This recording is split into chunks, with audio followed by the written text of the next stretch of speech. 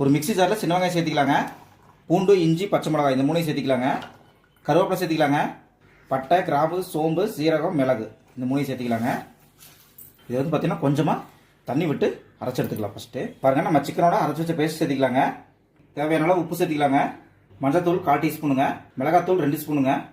காஷ்மீரி மிளகாத்தூள் 1 ஸ்பூனுங்க, இது கலருக்காக. ஆயில் 1 ஸ்பூனுங்க. நம்ம சிக்கன் இதெல்லாம் கலந்துடலாங்க. ஃபஸ்ட்டு மசாலாலாம் போட்டு நல்லா கலந்துட்டுங்க. கடைசியாக நம்ம கடலை மாவுங்க, கார்ன்ஃப்ளவரு, அரிசி மாவு இதெல்லாத்தையும் சேர்த்திக்கலாங்க.